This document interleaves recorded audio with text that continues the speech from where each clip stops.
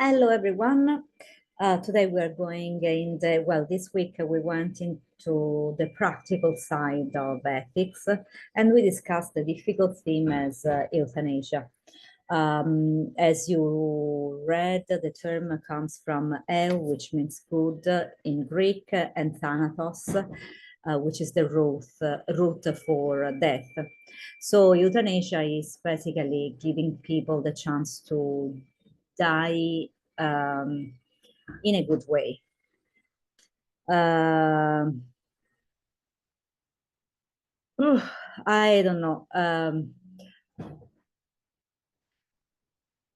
Yeah, the conditions at the hospital are, for very personal reasons at this point in time, unfortunately, have to deal with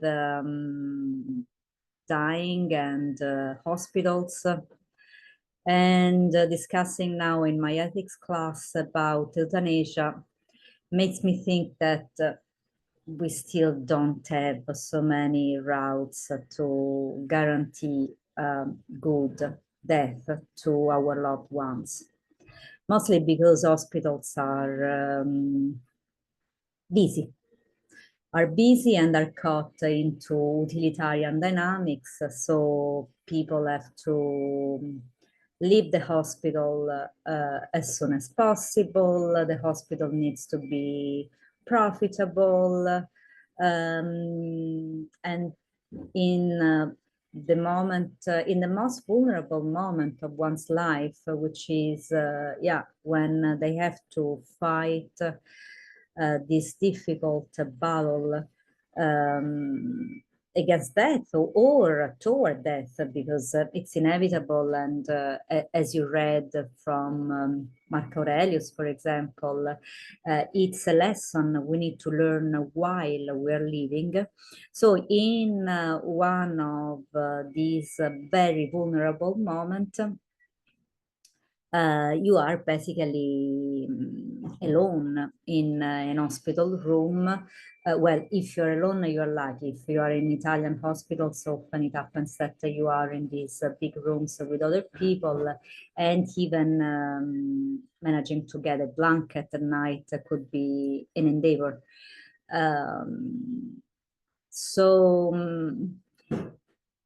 Yeah, we are discussing about these very, very difficult topics like euthanasia, while we are missing the basics of granting a death with dignity to people who happen to spend their last days of life in a hospital.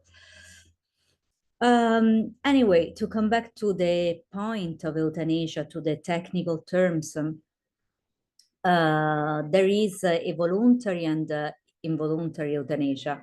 So the voluntary one is when you willingly decide, you make the choice to terminate your life to avoid the future suffering. In this case, it's the same person who is dying who can make this choice. Which is very hard to defend according to the country where we apply euthanasia. For example, we know that in Switzerland there is a no exit, which works pretty well. In the US, instead, for example, the decision is different according to the country. In Italy, I think it's still illegal, and so on and so on. And the hard form of euthanasia is the non-voluntary one. So here on my channel, I published a beautiful interview with the Professor Weidenbaum, who wrote this paper, who hopefully will publish soon, 5 days, in which he recounts the most difficult 5 days of his life. In which he suddenly finds himself to have to make a choice to let her spouse go, so unplug basically the ventilator which was keeping their wife alive, for a disease, for a form of a very aggressive tumor that spread it through the whole body and took her in very little time. So she was coughing, and in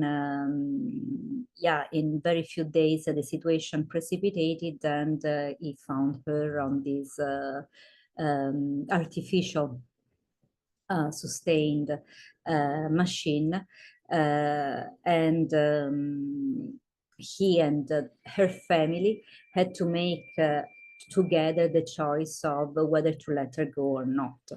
And of course, it's one of the most difficult choices a person has to make in one's life, because it remains with you.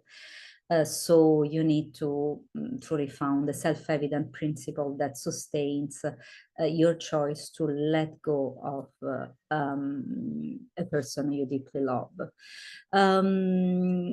There are also forms of active and passive euthanasia.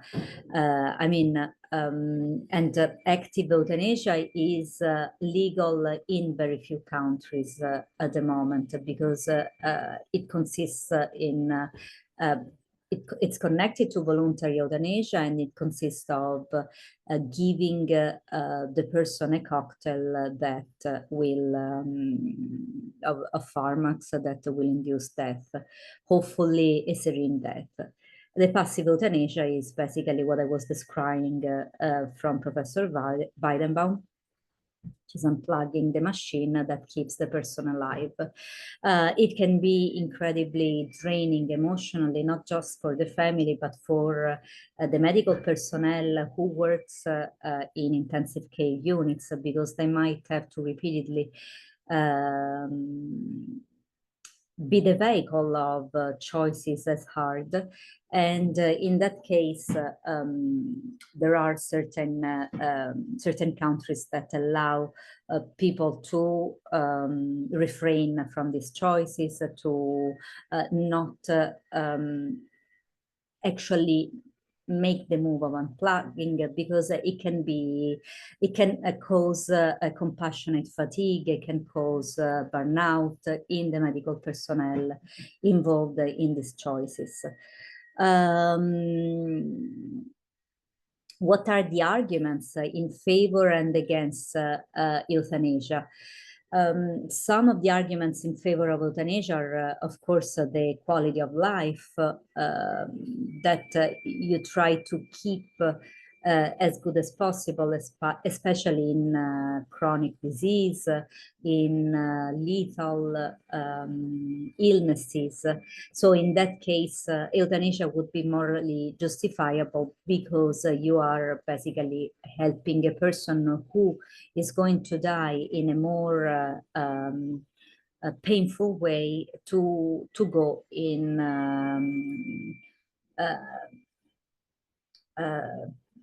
with less pain, but also more presence and more dignity.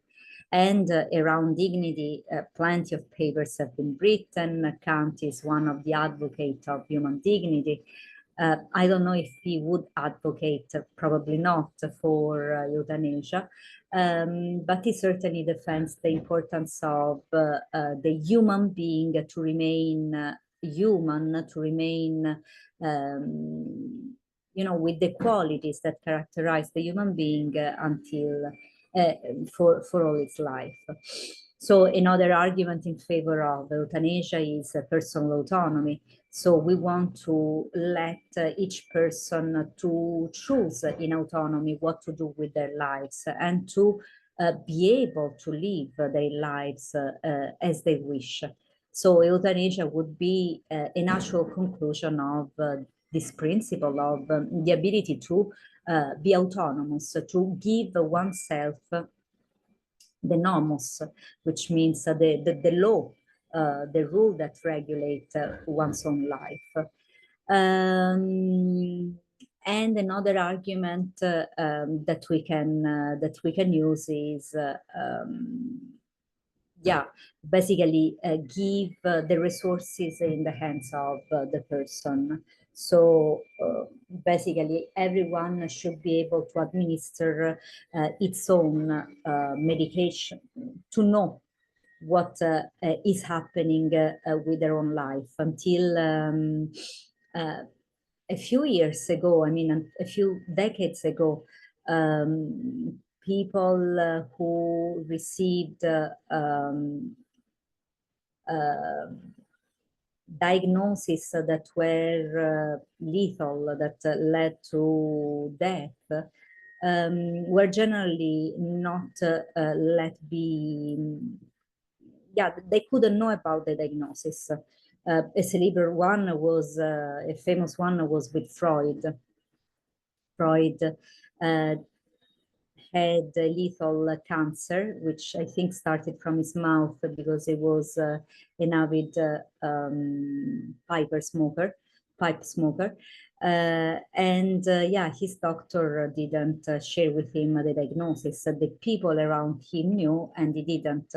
And I mean, he's the father of psychoanalysis, the person who discovered, who gave a name to the unconscious. I mean, he is the one who told us that we can be grown up and be responsible for our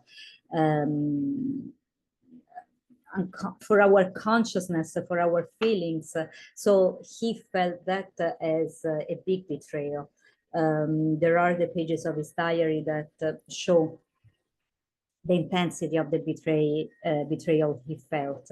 In that sense, yeah, euthanasia gives the person an immediate access to the resources that are built around their own illness. Then, as it concerns the arguments against euthanasia, there's the sanctity of life. Who are we to decide when life is over? Not another person, not you yourself are considered that sacred to decide on something as important as life. This has, of course, a religious taste. So Christian teaching, for example, emphasize the importance of suffering during the last moments of life as a part of God's saving plan. Of course, there are many Christian theories that could be one of them. Another argument is the slippery slope. So if euthanasia becomes active, euthanasia becomes involuntary, euthanasia becomes legal, then where do we put the limits? And this is an important question to ask. I was recently at a conference in England, and one doctor represented the problem of depressed teenagers who asked and obtained euthanasia. And sometimes it's really hard to define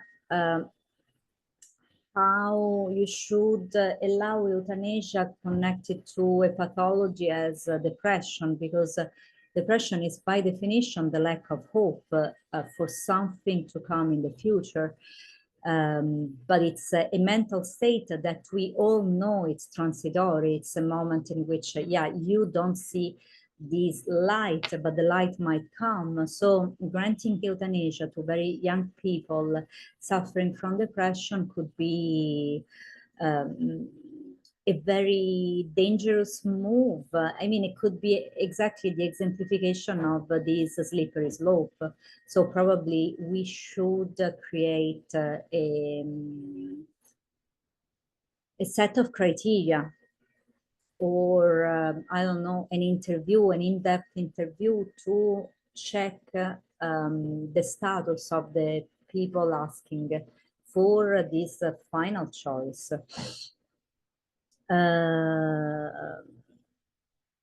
And another argument that is used is who is there to say what a good quality of life is? So, which is mostly connected to this objection. I mean, if a person is living in a depressed state, clearly that quality of life is not good. But it's not a given that in 5 years this quality of life can get better. So how are we going to establish the quality of life? In that sense, euthanasia still is a very difficult topic to think, to entertain, to discuss. There's the difficulty, the fine line between the difference between allowing and doing. So should we consider euthanasia as something that we allow to do to patients, but we don't actively do? And what's the double effect, which is a theory that was introduced by the philosophy Rachel's. So what's the double effects of euthanizing someone, in the sense of what's the intention of the doctor at work and what's the intention of the patient? Do both intentions flow in the same effect, or are they going in two different directions? For example, the doctor wants to save the patients, but the patient's in fact wants only to avoid the suffering of the surgery. Should we actually do euthanize someone in the case of this double effect being directed in two different toward two different goals? So these are some of the questions that I discussed that we can take into consideration when talking about euthanasia. And clearly, if we build up on the ethical theories we discussed before, so the ontological ethics, virtue ethics, the answers we give to euthanasia are different.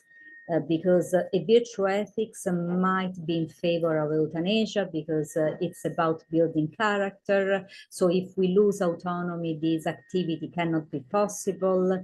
And so life might lose its meaning. According to the ontological ethics, if the duty of some person is life itself and preserving life is important, then euthanasia shouldn't ever be performed. These are all points to consider. Anyway, I hope, yeah, that this video can give different points of view on this difficult ethical choice. Have a great week. See you next week. Bye.